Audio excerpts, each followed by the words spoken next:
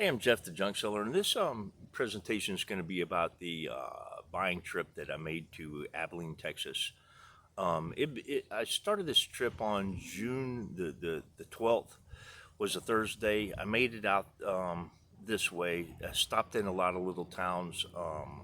Ranger, Texas is particularly interesting. It's damn near a ghost town. It looks like it began fading in the 1950s or so, probably railroad related. I haven't done any research on it. I really don't know, but I provided some footage of me just driving through the town there. And I stopped in Cisco. That is the place where Conrad Hilton started Hilton Hotels.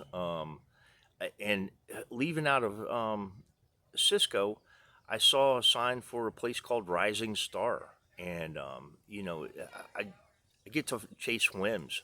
So I went to Rising Star and I found an antique shop, and I saw a photo album there that it was $200, and it was celluloid. It had started cracking.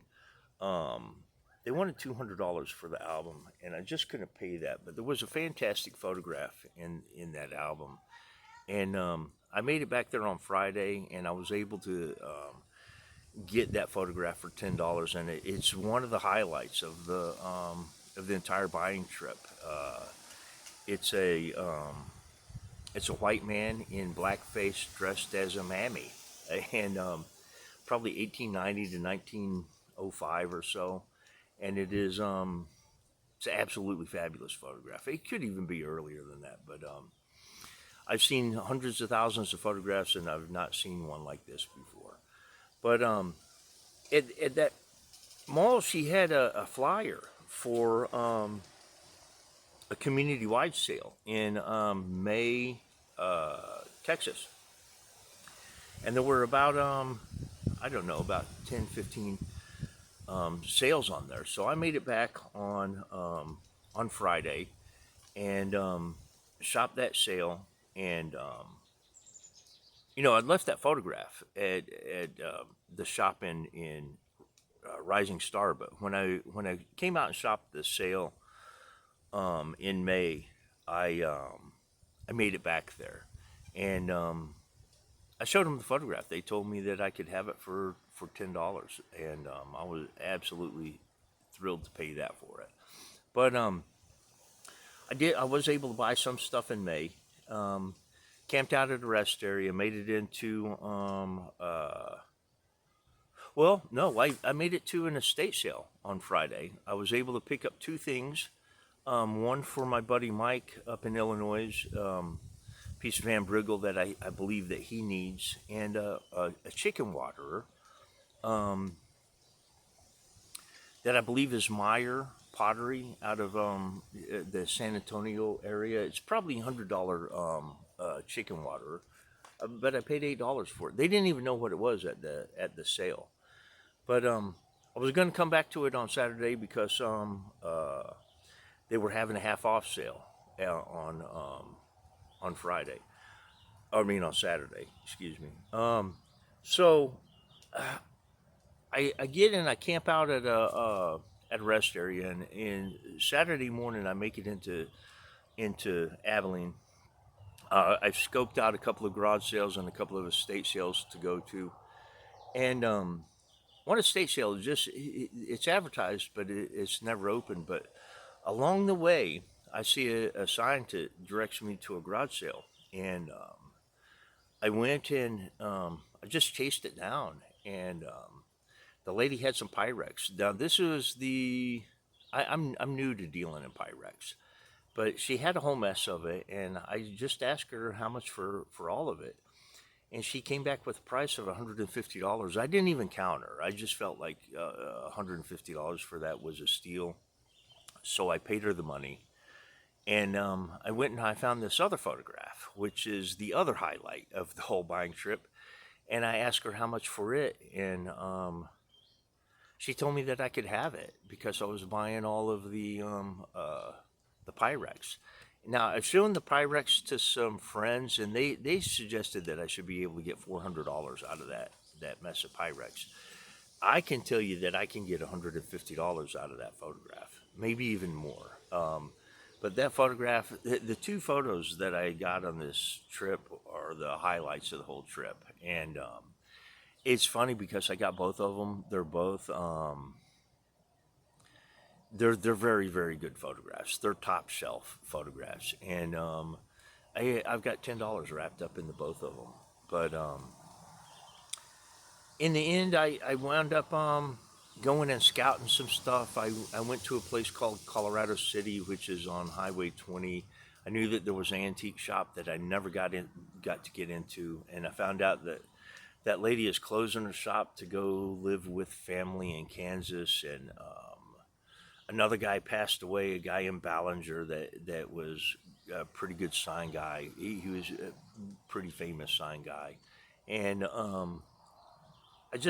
saw a bunch of stuff that was familiar to me. You know, I'd been out this way maybe 6 years ago, and it's been a pretty good trip.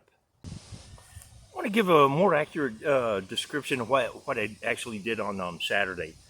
The first sale that I made it to, I found a guy that they were running a sale. They closed up the house. They were moving a couple of blocks over in this same subdivision. An elderly couple, and he had a box of glass insulators. They had belonged to his wife's father. He was an insulator collector, and these were old folks. They were probably in the late 70s, early 80s, but I asked him a price for the insulators, and he told me a quarter each. We counted them out. There were 13 insulators in 2 bottles, and he said that the bottles would be the same price, so I gave him $4 for the 15 pieces. Because there was a Hutchison bottle in there for some bottling company out of Georgetown, Texas, and I thought that that was probably a pretty good bottle. Winds up being that it's about $100 bottle. Then I made it to the Pyrex sale, and then I made it to the estate sale where everything was 50% off, and I wound up buying I think about $101. They taxed me. They wouldn't accept the tax ID number. It was kind of a weird deal, but anyway, I got that sale. They had a whole bunch of flower frogs, like hundreds of them, and I went back to buy some. I really kind of sloughed it on that sale because there was, in afterthought, there was about $80 worth of stuff that I should have bought that I could have doubled up on. The stuff that I did get was pretty cool stuff. They hadn't known what the chicken waterer was there, and I got a baby bassinet from a hospital, probably the 1950s or 1960s, and they had no clue as to what that was either. But I do believe that selling that out at Canton, somebody will need that for a store display, or somebody might even use it in the yard to put potted plants. But overall, it was a pretty good sale. I just felt like I was hemorrhaging money because it was $150 at one place and then $101 at another, and you know, the $4 deal in the morning. I wish I could have spent all my money like that. $4 to 100 plus is that's a pretty good return, but it doesn't always work out like that. But you know, that was how my Saturday was. I made a couple of other stops, but I didn't find anything worth buying at those stops. But I had a pretty good Saturday. It wasn't stellar or anything, but it's enough to pay the bills. So I stayed Saturday night at Abilene State Park, and I got up Sunday morning. I decided that I needed to find some kind of pick, um, or a shop or something. I was already done all the travel all the way out to Abilene, and I needed to make something of that. And I remembered there was a shop that was in Rising Star, Texas, across from the Higginbotham Center where I bought the photograph. The roof had collapsed into that building, and it had been an antique shop of some sorts. And the guy's name and telephone number was on the door, and I gave him a call, and he came out and met me. And I was able to buy two of the porcelain um, top steel tables, probably 1940s, 1950s, with the leaves that go up under the tabletop. I was able to get two of those. I paid $75 for the pair of them. He gave me some dishes and a light sconce um, because I was there buying. Now he had a crate full of bottles. Uncle Joe Cola, 1927 patent dates. Really, really cool looking bottles. I really thought they were going to be worth a lot more than they are. But he had a whole crate of them, 24 with with the box, and he wanted 100 and a quarter for them, and I went ahead and paid that. I really didn't want to pay but 100, and I think that would have still been too much. But I think that I can sell those for probably $10 each, and probably get $40 for the crate at Canton. Um, but I was able to get out to the storm came in. I was able to get to Ranger. You got some video taken of that after the storm came through, and I'd never even made it to Buffalo Gap. I came out on this weekend because I expected that this was the weekend for their sale, but it's actually next weekend. And that's a really tiny market. It's probably only 3 acres. It's a small community, but I've bought some really really great stuff there. And if you're out that way, I recommend it. There's not always something there, but when there is, it's being ignored. But that's a pretty good market, and that's how I spent my Sunday getting back to Canton. And I made it back here,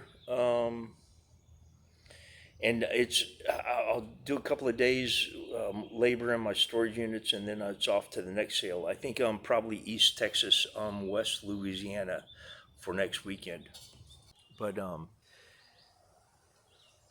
if you've enjoyed this presentation, please give it a like, and if you have, please view some of my other material. And if you like that as well, then please subscribe. But thank you for viewing.